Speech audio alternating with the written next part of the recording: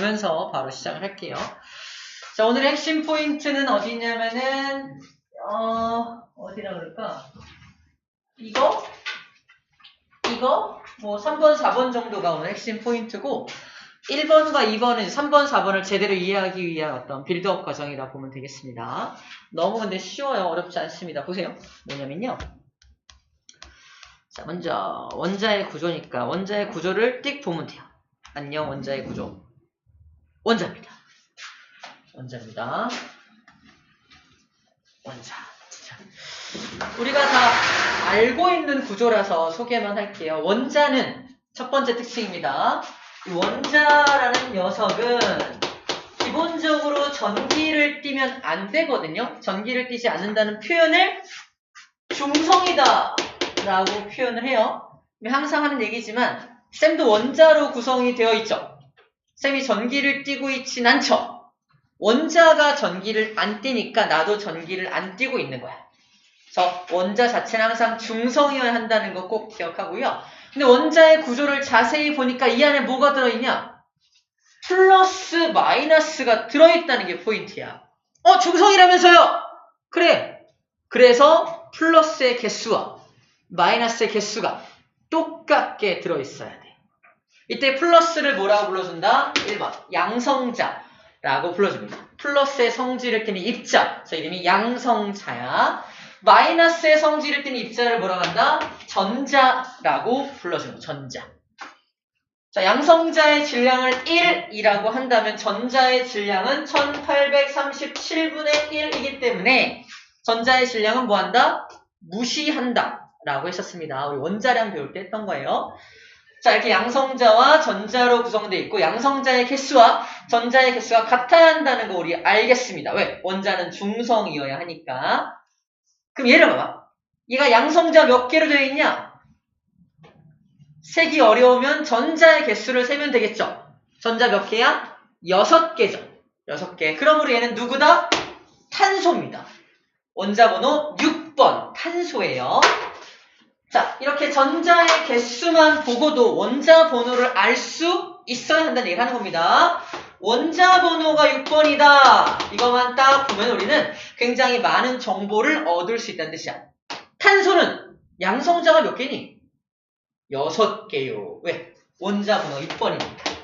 원자 번호가 의미하는 게 뭐다? 양성자의 개수를 의미합니다. 또 원자는 중성이어야 하므로 양성자 6개 있다면 전자도 당연히 6개 있어야 하므로 전자의 수이기도 해요. 즉 원자 번호만 알면 우리는 양성자 수와 전자 수를 주르륵 알 수 있다는 얘기를 하는 겁니다. 우리가 1번부터 20번까지 원자 번호 외웠죠. 원자 번호를 알면 당연히 양성자 수하고 전자 수는 기본적으로 알 수 있다는 얘기를 하고 있는 겁니다. 자, 알고 있는 내용 정리하는 거라 했어요. 자, 그 다음에 봐야 될 게 뭐냐면 바로 여기 중성자입니다.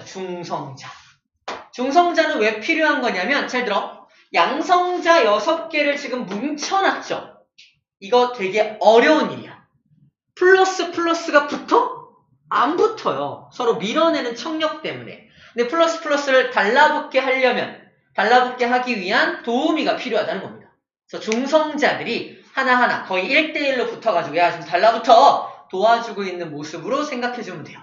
중성자의 역할은 뭐다? 플러스, 양성자들끼리 이렇게 결합을 하는 것에 대한 안정성을 확보하는 역할을 하게 됩니다.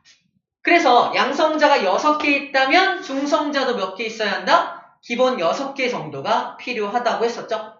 그래서 양성자의 개수가 6개라면 중성자도 6개라서 양성자의 개수와 중성자의 개수를 합치면 12개가 되겠죠. 12개. 그걸 어디다 쓴다? 왼쪽 위에다, 여기다 씁니다.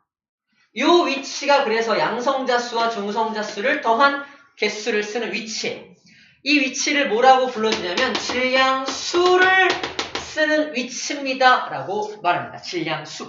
질량수는 뭘 의미한다? 양성자 수와 더하기 중성자 수를 더한 값이 질량수예요. 그래서 질량수를 알고 원자 번호를 알면 여기서 이거 빼면요. 중성자 수가 몇 개인지도 알 수가 있습니다. 수능 문제입니다. 우라늄. 원자 번호 92번이야. 양성자 92개죠. 근데 질량수가 얼마냐면 235입니다. 저기서 이걸 빼면 뭘 할 수 있다? 중성자 수가 몇 개인지 알 수 있습니다. 몇 개야? 143개죠. 얘는 양성자 수가 6개일 때 중성자도 6개라서 12개였잖아. 얘는 양성자가 92개고 중성자도 92개였다면 184가 돼야 되는 거 아니야? 질량수가? 근데 235래. 뭔 소리야? 양성자 수가 많아지면 그만큼 안정화시키는 게 너무 어려워. 중성자가 더 많이 필요하다는 얘기입니다. 1대1이 아니라 더 많이 필요해. 최대 얼마까지? 1.5배까지 필요합니다. 1.5배까지. 그래서 저만큼 많이 있다는 얘기를 하는 겁니다. 그래서 중성자 수가 더 많이 들어가네, 1대1로 안 들어가고 더 많이 들어가네 정도만 인식해주면 됩니다. 아시겠죠? 자, 이러한 구조로 되어 있는 게 원자의 구조입니다. 또 책에 이런 말이 나옵니다. 원자 전체의 크기를 운동장이라고 한다면 원자 핵이 차지하는 크기는 운동장 한가운데 있는 구슬과 같다라고 정리하고 있어요. 굉장히 조그맣죠? 원자는 이만할 때 원자핵이 요만하다는 얘기야. 나머지는 그냥 전자들이 돌아다니는 빈 공간이에요. 다시 말해서 그 질량도 별로 안 차지하는 전자들이 돌아다니는 빈 공간이 대부분이고 질량을 차지하는 원자핵은 가운데 찔끔 있다는 얘기입니다. 나머지는 다 빈 공간이야. 그래서 원자는 대부분 다 빈 공간이야, 빈 공간. 그리고 원자로 구성되어 있는 나도 결국은 빈 공간이야. 그래서 머리가 비어있나? 안 할게요. 그래서 우리 앤트맨과 와스프 알아요? 앤트맨이란 영화 있잖아요. 걔가 막 몸이 줄어들기도 하고 몸이 막 늘어나기도 하잖아. 바로 원자의 빈 공간을 조절하는 겁니다. 원자의 빈 공간을 확 줄이면 축소가 가능하다는 얘기야. 원자의 빈 공간을 늘려버리면 확대도 가능하다는 그런 아이디어에서 출발한 게 바로 그 영화라고 보면 돼요. 매우 과학적인 영화입니다. 우리 빅뱅 기억나? 빅뱅? 한 점이었던 세상이 뻥! 해서 지금 이런 어마어마한 큰 부피를 가진 세상이 되었잖아. 그 원자들 사이에 빈 공간이 늘어나면서 이런 물질들이 만들어졌다라고 생각하면 좀 이해가 좀 되지 않을까 싶어요. 저는 어떤 빈 공간에 대한 개념을 이야기하고 있습니다. 오케이. 이게 원자의 구조입니다. 자, 조금 자세하게 살펴보기 위해서 이제 실제 질량과 상대적 질량을 좀 보도록 할게요. 어떤 내용이냐? 밑에 나와 있는 표입니다. 자, 이거 우리가 알고 있는 내용인데 실제로는 이런 거야 라고 좀 보여주는 페이지예요. 봐봐. 뭔 소리냐면 우리 양성자의 전하량이 얼마야? 양성자의 전하량이 얼마야? 당연히 플러스 1이지. 전자의 전하량은 얼마야? 당연히 마이너스 1이지. 실제 전하량도 저런 줄 알아요. 하지만 실제 전하는 그렇지가 않다는 겁니다. 실제 전하량은 요딴 전하량을 가진대요. 이게 플러스 1로 생각하자라고 했던 전하량이에요. 이거 외울 필요 있을까? 아닙니다. 다시 말해서 우리가 알고 있는 플러스 1과 마이너스 1은 실제 전하는 아니네. 상대적으로 이렇게 하자라고 약속한 거네라고 인식만 해주면 돼요. 중성자는 당연히 전하량이 없겠죠. 전하량이 없습니다. 그 얘의 전하량과 얘의 전하량이 완벽하게 뿔마로 똑같은 거 보여죠? 똑같으니까 완벽히 상쇄가 된다는 것도 확인할 수 있겠네요. 두 번째, 양성자의 질량을 1이라고 한다면 전자의 질량은 아까 1837분의 1이라며 정확하죠? 중성자의 질량도 얘와 거의 흡사합니다. 약간 큰 것만 확인해요. 약간 큰 거. 중성자가 약간 커요. 1학년 때 강의를 좀 제대로 배운 사람들은 중성자가 약간 더 무겁다라고 외우자 쌤이 그랬죠. 이 중성자의 중자를 약간 무거울 쪽으로 생각하면 돼 라고 했던 게 바로 이 부분이에요. 실제 값을 지금 보여준 겁니다. 1학년 때 값을 보여줬으면 되게 싫어했겠죠. 근데 지금은 괜찮죠? 아닌가요? 괜찮죠? 7375 그죠? 7375 그래요. 약간의 차이가 난다. 하지만 상대적 질량은 어떻다? 같다라고 놓고 인식을 하는 겁니다. 우리 질량수를 계산할 때 이거 갖다 계산하잖아. 그죠? 질량수 계산할 때 상대적 질량 가지고 계산을 했던 겁니다. 실제 질량과 상대적 질량도 다르네. 다르구나. 라는 얘기를 하고 있는 겁니다. 자, 원자 번호와 질량수는 아까 이미 다 끝냈습니다. 원자 번호란 양성자 수와 전자 수를 원자 번호와 같다라고 했었고요. 질량수란 양성자 수와 중성자 수를 더한 것을 질량수라고 한다라고 했던 겁니다. 알고 있는 내용이에요. 자, 이제 응용이 들어갑니다. 하나 더 하자. 이것도 알고 있는 내용. 표현 방법이야. 우리 알고 있는 내용인데 표현 방법. 왼쪽 아래에다가 원자 번호를 쓰고 왼쪽 위에다가는 질량수를 쓰는 거야. 예를 들어서 나트륨은 원자 번호가 11번인데 질량수는 23이야. 그래서 중성자 수가 몇 개야? 12개네. 그죠? 10번 넘어가니까 중성자가 조금씩 더 필요하기 시작한다는 것도 알 수가 있습니다. 우리 전에 배웠을 때, 엊그저께 배웠을 때 원자번호 10번까지만 양성자, 중성자가 1대1의 비율을 보이고 10번을 넘어가면서부터는 중성자가 조금씩 더 필요해 라고 했던 게 바로 이 부분을 이야기하고 있는 겁니다. 아시겠죠? 혹시라도 또 이제 제가 다 알고 있는 내용이라서 이렇게 넘어갈 겁니다. 자, 새로 배운 내용입니다. 첫 번째 이겁니다. 안녕 3명. 띠리링. 얘는 우리가 알고 있는 수소입니다. 양성자 하나 있어요. 얘는 중수소. 그래서 양성자 하나에 중성자가 하나 붙어 있어. 봐봐. 양성자가 잘 안 달라붙으니까 중성자가 붙는 거잖아. 근데 이렇게 그냥 중성자가 달라붙어도 원자는 유지가 됩니다. 상관없잖아. 왜냐면은 얘가 들어왔다고 해서 화학적 성질이 달라지는 건 아니거든요. 화학적 성질을 결정하는 건 전자의 개수입니다. 전자의 개수가 동일하기 때문에 둘의 화학적 성질은 똑같아. 기억해야 돼. 화학적 성질을 결정하는 건 전자의 개수다. 근데 둘은 뭐가 달라? 무게가 달라. 다른 말로 질량이 다르죠. 질량이 다르면 물리를 살짝 끌고 올게요. 질량과 뭐는 비례한다?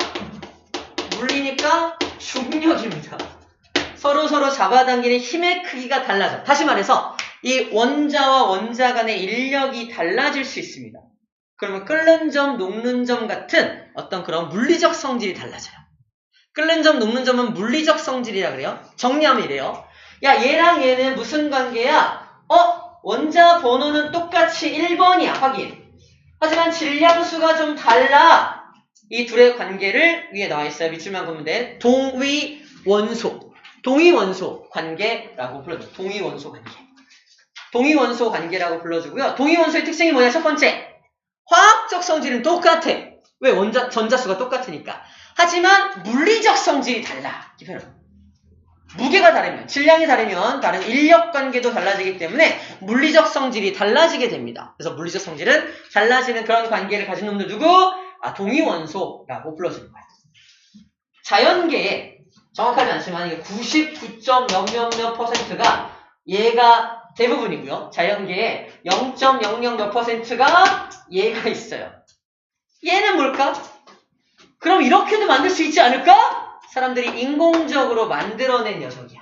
사람들이 인공적으로 만들어낸 게 삼중수입니다. 중성자를 하나 더 붙여본 거야. 그러므로 얘는 자연계에는 존재할까 안 할까? 자연계에는 존재하지 않아요. 자연계에는 존재하지 않는 건데 사람들이 인공적으로 만들어 본 거야. 자, 그래서 얘를 H라고 표현을 하고요. 얘는 중성자가 붙어서 좀 무겁잖아. 책에 그래서 이름이 나와 있는데 듀트리움, 그래서 D라고 표현합니다. 쌤은 그냥 D, 둘, 더블 이렇게 표현해요. 얘는 트리플이죠. T라고 표현합니다. 그래서 얘를 이 수소로 만든 물을 H2O라고 한다면 이 수소 갖다 물을 만들 수 있니 없니? 가능하거든요. 얘를 D2O라고 불러주기도 해요. D2O. 처음 보는 물질이죠. D2O가 뭐야? D라는 원소 기호도 없어요. 그렇죠? D2O라는 물질이 바로 중수소를 가지고 만든 물을 말합니다. 그래서 이 가벼운 수소로 만든 물을 경수라고 불러주고요. 무거운 수소로 만든 물을 중수라고 불러줍니다. 얘를 만들면 더 무겁겠죠? 이게 성수예요. 확 뿌리면 막 뻥이에요. 하여튼 경수, 중수라는 뻥치지마. 많은 아이들 두고 뻥을 치고 있다. 내 맘이에요. 그런데 경수라는 말은 가벼운 물, 중수는 무거운 물을 뜻합니다. 강의하는 사람이 성수라고요. 알죠? 성수입니다. 자, 이렇게 표현을 합니다. T는 뭐의 약자래? 트리티움이라고 써 있습니다. 우리 71쪽에 나와 있죠? 트리티움이라고 표현을 해요. 이렇게 표현하는 방법이 있다라는 겁니다. 셋의 관계를 뭐라고 한다? 동위원소. 동위원소 관계라고 하고요. 화학적 성질은 다 똑같지만 물리적 성질이 다른 녀석이다 라는 겁니다. 얘는 당연히 질량수가 3이 되겠죠? 이런 걸 동위원소라고 하는구나 라고 정리만 좀 해주면 되겠습니다. 세상에는 수소만 동위원소가 있을까? 아니에요. 다른 동위원소들도 있습니다. 바로 이것들이 동위원소들이에요. 수소의 동위원소, 이놈들이 동위원소고요. 사람들이 인공적으로 만들었기 때문에 자연계에 존재하는 비율은 없구나라는 거 체크해주면 됩니다. 산소도 동위원소가 있고요. 염소도 동위원소가 있고 탄소도 동위원소들이 존재합니다. 일방적으로 어떤 하나가 많죠. 탄소 같은 경우는 다른 것들이 조금 들어있어요. 마찬가지로 얘가 일방적으로 많고 얘가 좀 조금 들어있습니다. 산소도 얘가 일방적으로 많고 다른 것도 조금씩 들어있어요. 얘는 근데 좀 다르죠. 비율이 조금 75대 24 정도 조금 아까 다른 것처럼 완전히 치우쳐져 있지는 않죠. 자, 이때 뭘 물어보냐면 평균적인 원자량을 물어봅니다. 자, 원자량이 얘가 1.008이고 2.014, 얘 같은 경우는 34.969, 36.966이죠. 평균 원자량은 얼마일까? 조심해야 될 게 내가 시험을 봤는데 하나 100점이야. 하나 40점이야. 평균이 얼마야? 70점이죠. 그렇게 구하는 게 아니야, 얘는. 얘는 평균을 구할 때, 봐봐. 만약에 지금과 같은 방법이라면 34.969, 36.966이니까 평균은 35.9 정도 되어야겠죠. 35.9 정도가 되어야 딱 평균 나오겠죠. 하지만 존재 비율이 누가 더 많아? 얘가 더 많죠. 그 존재 비율을 고려해서 평균 원자량을 나타내는 거기 때문에 시험 문제야. 평균 원자량은 35.9보다 크다, 작다. 작다가 되겠죠. 작은 쪽으로 좀 치우쳐질 거 아닙니까? 맞아요? 누가 더 이 값을 주고요. 얘보다 클 것 같아, 작을 것 같아. 이게 문제야. 실제 값을 딱 구해라 이런 문제도 있지만 야, 평균 원자량이 현재 존재 비율이 이러이러한데 어느 쪽에 더 가까울 것 같아? 라고 물어본다는 거죠. 당연히 존재 비율이 큰 쪽에 치우쳐지니까 작은 값에 치우쳐질 테니까 평균 원자량은 35.9보다 작은 값일 겁니다. 그래서 밑에다 구해놨죠. 봐봐요. 확인해봐. 얼마야? 35.5라고 적혀있죠. 구하는 방법이 바로 세상에 존재하는 존재 비율을 고려해 준다는 겁니다. 하는 방법 소개하고 있습니다. 평균 원자량 구하는 방법이에요. 자, 이게 나와 있습니다. 염소의 평균 원자량은 염소 35짜리의 원자량이 34.969인데 자연계에 존재하는 비율이 100분의 75.76. 100을 전체라고 했을 때 75.76%를 차지한다는 거죠. 이렇게 들어가게 되고요. 그 다음에 36.966은 24%밖에 안 들어가. 그래서 그를 더해가지고 구했더니 35.5%가 나온다. 자연계의 존재 비율을 도입해서 평균 원자량을 구하는 것이다. 라는 정도로만 이해하면 되고요. 이 공식을 활용해서 나머지 시험 문제에서는 이 녀석의 평균 원자량을 한번 구해봐. 이런 문제가 출제가 됩니다. 기본 개념 문제도 나와 있으니까 연습해 보면 될 것 같아요. 자, 지금 말한 게 뭐냐면요. 바로 원자의 구조하고 원자 번호, 질량, 수를 비롯해서 동위원소와 평균 원자량까지 설명 끝난 겁니다. 3번 별표 친 거 있죠? 이것도 끝났어요. 엄청 빨리 끝났죠. 자, 이렇게 구하는 거다라고 소개만 한 거야. 연습은 별도의 문제입니다. 이렇게 하는 거구나. 어렵진 않겠네. 원리는 알겠어. 그죠? 이렇게 정리만 해주면 됩니다. 자, 그럼 이제 시험 문제 어떻게 나오냐? 이렇게 나옵니다. 자료를 띵 줘요. 안녕, 난 자료야. 자료를 띵 주고서 문제. 다음은 몇 가지 원자 또는 이온이다라고 써있죠. A, B, C, D가 있는데 저 녀석 중에 어떤 녀석은 원자고 어떤 녀석은 이온이야. 누가 원자고 누가 이온인지를 먼저 구분할 수 있어야 됩니다. 구분하는 방법은 굉장히 간단해요. 이온의 특징이 뭐지? 전기를 띠죠. 이온은 전기를 띤 입자를, 전하를 띤 입자를 이온이라고 하거든요. 전하를 띠는지 안 띠는지만 판단할 수 있으면 돼요. 뭘 비교하면 되죠? 양성자수와 전자수를 비교하면 돼요. 여기 양성자 수와 전자 수를 비교해서 둘이 똑같아. 원자네. B는 똑같아. 원자네. C는 8개를 틀리네. 전자가 더 많네. 그죠? 이온입니다. C가 이온이야. 근데 전자가 더 많으니까 얘는 양이온이야, 음이온이야. 음이온이죠. 전자가 더 많으니까. 그죠? 저희는 음이온이라고 판단할 수 있습니다. 몇가 음이온? 2-. 그죠? 2가 음이온이 됩니다. 전자가 2개 더 많으니까. D는 전자수, 양성자수 여기 똑같네. 원자네. 그죠? 자, 그 다음에 원자 번호도 알 수 있어요. 그죠? 양성자의 개수가 나와 있으니까 원자 번호도 알 수 있으니까 야, 이 8번 산소네. 너도 산소네. 너는 네온이네 라는 거 알 수 있죠. 원자번호 10번이니까. 그죠? C는 뭐야? C는 산소는 산소인데 2-, 이온. 산화이온이네 라는 걸 알 수 있습니다. 자, 그 다음에 원자 번호를 띵 썼어요. 얘는 10번 썼습니다. 중성자 수를 줬다는 건 모두 알 수 있다는 거야? 질량수도 알 수 있겠네. 그죠? 질량수는 둘을 더한 값이니까 어떻게 쓰면 되겠어? 8, 얘는 질량수가 16이네. 얘는 띵. 얘 17이네? 그러므로 A와 B는 무슨 관계다? 동위 원소의 관계네. 화학적 성질은 같겠지만 물리적 성질은 다르겠네. 오케이? C는 이온이네. 이가 이온이네. 질량수는 똑같죠. 질량수는 16이 똑같습니다. 하지만 전자가 더 많아서 이온인 거고요. 얘는 질량수가 20이 되겠죠? 20짜리 네온이 되겠습니다. 다음 중 동위원소 관계를 찾아라. A, B요. 다음 중 A, B 중 끓는 점이 더 높은 건 누구냐? 아까 말했죠? 끓는 점을 결정하는 건 분자 간의 인력입니다. 누가 더 분자 간의 인력이 더 클 것 같아? B끼리 모여있을 때 더 세게 잡아당길 거 아니야. 더 무거우니까. 그래서 B끼리 모여있을 때 얘네들이 더 세게 잡아당기니까 얘를 끓이는 게 더 힘들어. 그러면 끓는 점은 누가 높다? B가 더 끓는 점이 높게 됩니다. 녹는 점 마찬가지야. 끓는 점, 녹는 점 B가 더 높겠네요. 이유가 뭐지? 무겁잖아요. 끝. 무겁잖아요. 무거우니까 이렇게 생각하면 됩니다. 중력과 약간 연결해서 생각하면 되게 쉽게 문제가 풀리게 됩니다. 됐죠? 오케이. 어려운 거 없습니다. 문제 바로 풀고 갈게요. 개념하기 문제입니다. 72쪽이에요. 72쪽 먼저 풀게요.